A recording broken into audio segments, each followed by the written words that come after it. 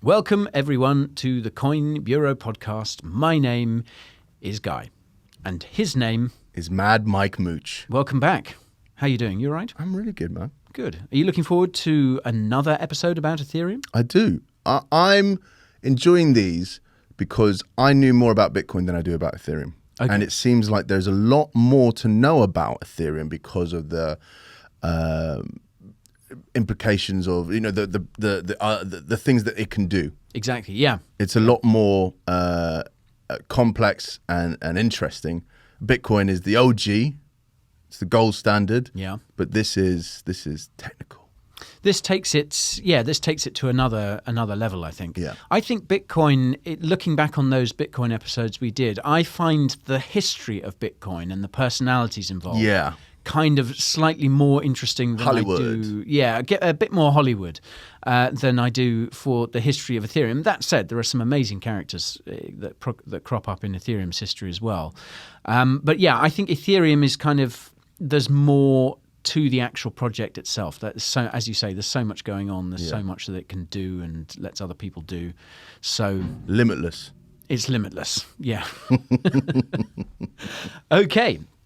So last time we looked at what Ethereum made possible that wasn't possible before. So we talked about tokens, the stable coins, NFTs, non-fungible tokens, and DeFi, decentralized finance. So we looked at all of those. And we also looked at what happened to Ethereum after it had officially launched in July of 2015.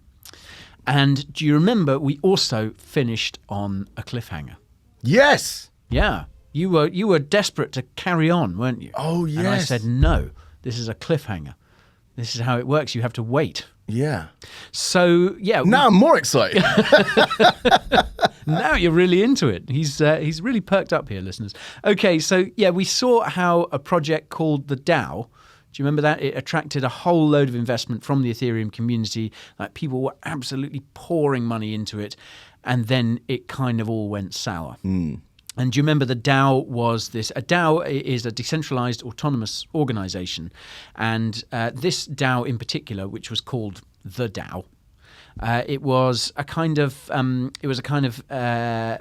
built around the kind of sharing economy. So it was all about sharing resources. Lift, yeah, it had the car share or something. Yeah, it revolved around this thing called a SLOC, which was a lock that could be unlocked via a smart contract. It's kind of pretty futuristic stuff. Mm. So, yeah, people were really, really excited about this. And then on the 17th of June 2016, it was hacked. And around three... Oh, because there was a... Oh, no, that was a different thing I'm thinking about. I was talking about the... where people would get more money and there was a problem in the coding. Yeah, you're right. Yeah, was it the same one? Yeah, there was a flaw in the code. It was a recursive call feature. So what happened was that if you made a withdrawal, 2 requests, it would honor it because it wouldn't. It didn't update the balances. Yeah. So what this hacker figured out was to just keep on making withdrawal after withdrawal before the smart contract had time to update his balance. Yes. So he was able to siphon off around 3.6 million ETH. Oh, wow. Yeah. I mean, that is, I can't even think what that's worth now, like billions. But it was worth $54 million out at the time. So a really significant amount. And I think if I remember rightly, it was about 14% or something of all the ETH in circulation. Jeez. Well, there was 14% of all the ETH in circulation was in the DAO. And then he managed to siphon off a pretty chunk of it. Yeah, a pretty good chunk of that. So $54 million worth at the time. And do you remember it had to be, because of the rules of the DAO, he couldn't just siphon it out. He had to siphon it into what was called sub-account or something. Yeah, a child DAO. Child DAO. That sounds dodgy. Yeah, it does sound dodgy, doesn't it? Yeah. And basically it would have to sit in this child DAO for several weeks until it could then be withdrawn. That was basically a rule of the protocol, and that he wasn't able to sort of circumvent that, even though he was able to exploit code is law. Code is law, yeah. And that's going to be really important in a few minutes' time. So the date at which the hacker could withdraw his funds from the child DAO was the 21st of July 2016. And this hack happened, if you remember, on the 17th of June. So a little over a month. And the hack itself only lasted for a few hours. But he was draining sort of hundreds of ETH every second or so. And it lasted for a few hours. As I say, he got 3.6 million ETH, and then it just sat there. But if you like, that kind of set the clock. It's like we got until the 21st of July to figure out. You know what? Maybe this is more Hollywood. That is like... That is, yeah. It's not quite the time frame that is exciting. We've got 12 weeks. It's going to be a long film. Yeah, that's definitely a Netflix sort of 12-parter. It's not a blockbuster 90-minute film. Yeah. Well, it was about, how long was it? It was, so 17th of June to 21st of July. So a little over 4 weeks. But I mean, still. That's, 4 weeks. Yeah, it's still, it's not exactly Hollywood, isn't it? We've got 4 weeks. Yeah. Yeah. I'm going to crack on with this on Monday. Yeah. Let's take the weekend before we do anything. This is crazy. This is going to really disrupt my holiday. I need to make some childcare arrangements. I will get back to you sometime soon. Yeah, sometime soon. Friday good? So yeah, more of a Netflix slow burn. I guess. So. But basically, news of this got out, and that caused the price of ETH to crash around 33%. I mean, that's fair enough. You know, it was basically this huge project. A whole third, yeah. Good maths there. Yes. I wasn't able to figure that out. I needed my calculator for that. And I mean, that's understandable, really. This was basically, as someone has said from the time, like this was kind of all that the Ethereum community was talking about at the time, the DAO. It was the pick of the month, and so it's hardly surprising that the ETH price took a dive. So, in the meantime, of course, there was this frenzied debate amongst the Ethereum community as to what the heck they should do. And obviously, the community was discussing it on Reddit and all these other forums, and then of course the Ethereum developers were discussing it between themselves. I think there's stories of all these kind of long Skype calls and things like that, people kind of dialing in, just going, right, what on earth are we going to do? And it must have been, pretty stressful for all involved. Yeah. Even though they had 4 whole weeks to do it. So prolonged, even. It's kind of like, torture over 4 weeks. If it's kind of something that happens, you just, okay, cool. Because you don't know. It's probably better because you can try and fix it. And I assume they did. Well, we'll see, won't we? That's what I'm saying. Come on. Give me this info. Get on with it, Guy, for God's sake. So it became apparent that they had 3 options. Okay, so option number 1, do nothing. Good option. This has been my option for most of my life. The Mad Mike Mooch go-to option. It'll figure it out. You would have been great on that call. It's like, guys, I really think, from the bottom of my heart, we should just do nothing.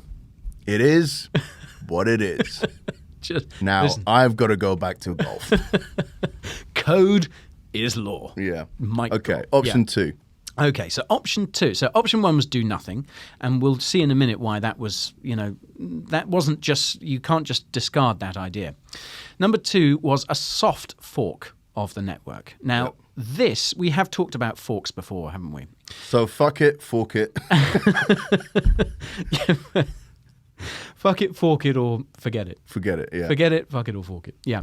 So the soft fork of the network would basically involve the miners on the Ethereum network refusing to process any transactions that tried to withdraw money from the DAO or any child DAOs. Okay. So it would involve basically getting the miners on board. Yeah, a kind of a small change to the network that is accepted by enough people. And soft forks happen a lot. They're used a bit more with Ethereum than with Bitcoin because it's easier to change that, right? Yeah, I guess so. Yeah, there was because Ethereum is kind of a bit more centralized. The devs have kind of more scope to fiddle with the blockchain, if you like, fiddle with the underlying protocol. Then these kind of changes are easier to implement than they are on Bitcoin, where it's very, very difficult to get kind of agreement on it. Yeah. So option number 3, the most extreme option, was a hard fork. Now, this would involve basically changing the entire Ethereum protocol in order to create a new chain. Okay, and the new chain would be like the old one, except that it would basically roll back the Ethereum chain to before the hack happened. So this would basically invalidate the hacker's gains. It would make it look like it would make it as though they'd not been able to do it. So as you can imagine, I mean But does that not roll back everything? Yeah, it would roll back. Yeah, pretty much everything. So it's literally it's the unplugging from the internet. Yeah, like it's turning it off and on again. Yeah. Yeah, it's a big deal. It was as I said, it was the most extreme option. Rage quit. Yeah, it was. Yeah, and it was really passionately opposed by a lot of people within the Ethereum community. And basically, this whole problem posed a tricky philosophical question. So, should the Ethereum devs take action? Is code law or is law? Yeah, basically. Yeah, exactly. Should they take action or just accept what had happened and try to move on and go, look, this was a mistake. We made a mistake. We should learn from our mistakes, but this has happened. Let's get on with it. And a lot of people... I don't know if your money's been taken. I don't know if you'd have the same opinion. Well, it's... hey, look. Yeah, well, Yeah, well... We learn from our mistakes. But it wasn't my mistake, and where is my Ethereum? Well, this is it. Like, I think this was the angle that a lot of people took. It's like, it's very easy to say that when you haven't lost a load of money. Yeah. And there are merits, I think, to both arguments. On the one hand, you've got the code is law principle, and this idea that if you manipulate Ethereum, it kind of goes against the core tenets of cryptocurrency, because cryptocurrency is supposed to be different. A lot of people argue that traditional finance is where you see this kind of manipulation going on. There's manipulation by centralized authorities. Crypto is different from that, and people made very strong arguments in favor of doing nothing, because I think they saw it as setting a very dangerous precedent going down a path. It's like, okay, well, if you manipulate it this time because something has happened that you don't like, what stops you manipulating it in the future? Yeah. What are going to be That's a precedent. So what happened? Okay, well, an interesting side note to what you said earlier. Just tell me. Get on with it. An interesting side note to what you said earlier, about this business of some people, okay, it's like, you've lost money, I haven't, or whatever.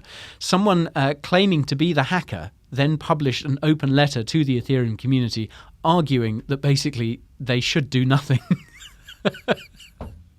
Basically, they said that they had rightfully claimed the funds and that any action taken by devs would, quote, destroy Ethereum's reputation and appeal. And yeah, I mean, well, they would say that, wouldn't they? I thought that was quite an amusing kind of side note. It's like, obviously one of the loudest voices. Vote. And if I'm honest, I'm quite a large Ethereum holder. I kind of own 33% of it. So if it's one vote per ETH... I do have a little bit of skin in the game. However, there is a bit of a twist in the tale, because apparently a few hours later, the old chain, which appeared to have just stopped, it started growing as well, which meant that some miners had gone, no, code is law. We're going to carry on. So is there an Ethereum Cash? There is an Ethereum Classic. Yeah. Classic. This was. And is this guy mega rich on it? Well, the hacker was left with all this Ethereum Classic, because obviously if he'd gone with the new rules, they wouldn't have had. His money basically didn't exist on the new chain. Was there an exchange you could start selling it on? Yeah. And is that what he did? Well, we'll get to that. Oh, you're just toying with me. I'm just keeping you in suspense. I want to keep the story sort of linear if I can. So some miners had basically decided to mine on the old chain, where the DAO hack had still happened and everything was as it was before the fork, which meant that the hackers still had all their money. It was just this new chain which would become known as Ethereum Classic. And remember, it wasn't a new chain, it was the old chain carrying on. Ethereum itself was the new chain. And Ethereum Classic is still going today, and is I wouldn't say going, it's nowhere close to Ethereum itself, but it is still a pretty big project, and it's still occasionally pumps up in price. So those who chose to follow Ethereum Classic, and the ticker for that became, the coin on that network became known as ETC, Ethereum Classic, rather than ETH. So if I refer to ETC, I suppose I should call it etc. But I don't think anyone does. So they were basically the kind of coders law brigade, and perhaps those who thought that the new and improved Ethereum wouldn't survive. Could he not have paid them off? I suppose you've got to contact them, and find out who they are. That's totally against all the rules of crypto. Yeah, so is stealing the money. Do you know what I mean? Touche, yeah. But if he had just gone, right, listen, guys, I've got a lot of ETH here. I'm happy to distribute some of this. Well, he might have done, yeah. He might. Why are people not criminally minded enough to get away with this stuff? Because you can't contact all of those. You don't know who. This is what decentralization is all about. There's no way, even if you wanted to, it'd be so difficult to get in touch with all these people, get them to all agree. Like, okay, you do this. Yeah. And now, apparently, a fact that makes me smile in spite of myself is apparently a lot of Bitcoiners supported Ethereum Classic too. And this gives you a kind of window into the Bitcoin, how some of the crypto community think. Yeah. Some of them did it, I think, to basically highlight what they saw as Ethereum's failings. Oh, okay. So this is centralized, it's too controlled. And I think a lot of them maybe did it just to be dicks. Just to go, to try and... They hated it. Some Bitcoin maxis then and now hate Ethereum. They hate what it stands for. And they wanted it to die. So a lot of Bitcoiners apparently sort of threw their weight behind Ethereum Classic. And actually, speaking of dicks, the hacker himself was now basically holding Ethereum Classic instead of ETH. And this made his holdings significantly less valuable. Yeah. But he did still get paid. He didn't end up with nothing. He just ended up with an asset that was worth a lot less than the asset that he'd originally tried to steal.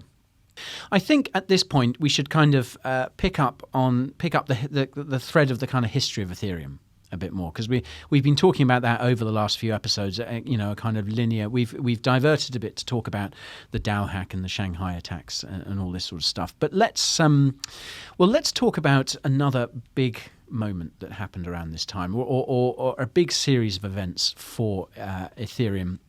And for the whole of crypto, really. And this is something that a lot of people, I remember really well. I remember when this was all going down, and it was just, I'd been into crypto for a few years, but this was something else. And this is the ICO boom.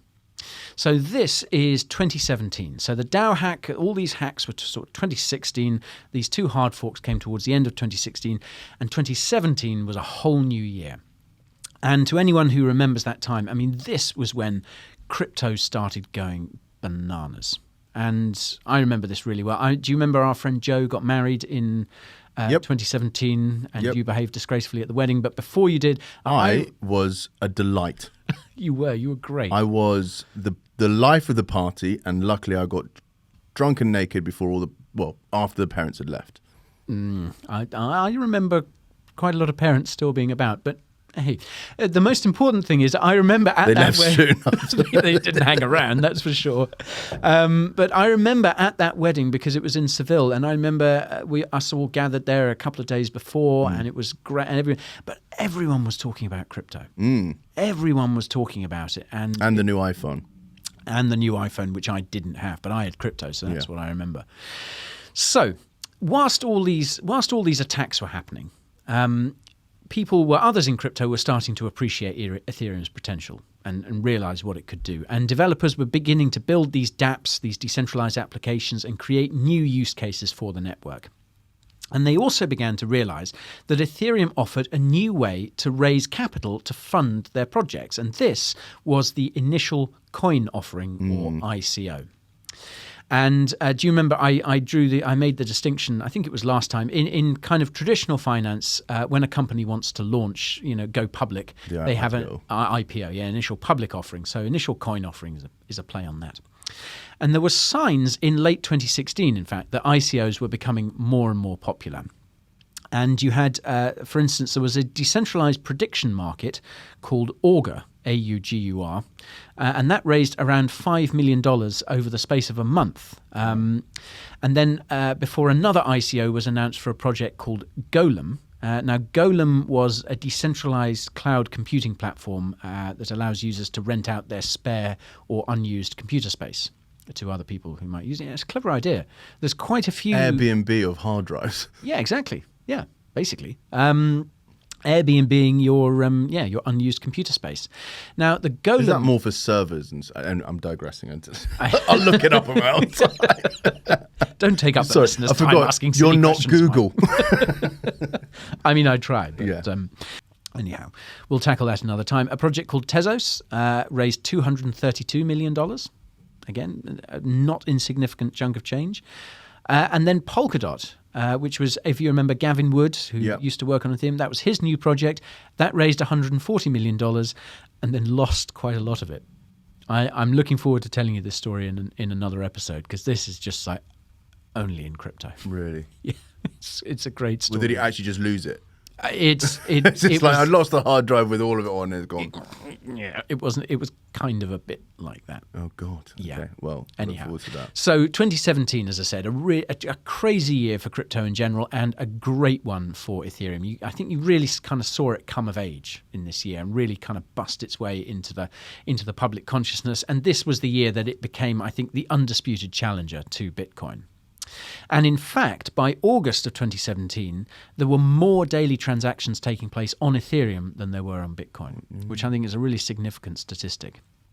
And the ICO craze itself has become kind of famous for just the ridiculousness of it, as we've discussed. Even though gold rush for a gold rush, basically, and it brought billions of dollars into crypto. So I think it was a good thing. I mean, a lot of people got burned by it, I think. And, a lot of people, as I said, have probably ended up losing money in the end. But a lot of people made a lot of money. And crucially, a lot of money came into the crypto space. So it was a big year. However, it also highlighted a major flaw with Ethereum, which I alluded to earlier, the fact that the network kept getting clogged up with all the demand. Yeah. This was something that many people, including Vitalik, were beginning to realize, and they were beginning to realize as well that something would need to be done. And that is where we're going to another cliffhanger, because if you're listening to this week to week, like, you're going to feel my pain. Yeah. Because it's going to take another week before we find out what's going on, unless you do your own research, which I'm not going to do. I know. And neither are you, because this is easier listening to this while you're doing the washing up, or you're in the gym, or doing the school run. Exactly. This is why we're here. Yeah. Okay. Let's quickly round this episode up then. A quick conclusion. So by the end of 2017, Ethereum's market cap was around $69 billion. And that was more than the next two projects combined, which incidentally were Bitcoin Cash and Ripple, which issues the XRP coin. It had survived the turbulence around the Dow hack and the Shanghai attacks to become, I would say, stronger than ever. And we had this ICO boom the following year that really drew attention to it and what it made possible, but at the same time highlighting its flaws, saying it's less than perfect. It's amazing, but it could be a lot better. Dum, dum, dum. So next time, we will wrap up our potted history of Ethereum, bring us up to the present day, and we'll also look ahead to the biggest thing to happen to Ethereum since its launch, which is on the horizon as we record this, and that is Ethereum 2.0. Which we're not allowed to call it anymore. They've changed the name, so it's now the execution layer and the consensus layer. That sounds ominous. Yeah, it does, doesn't it? The execution layer. Yeah. So that sounds especially ominous when you say it in that voice, doesn't it?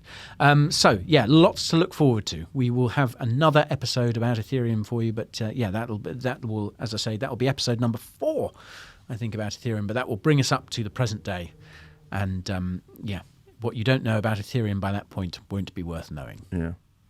Well, yeah, I hope you've enjoyed this episode. I have. Have you? Yeah. Yeah.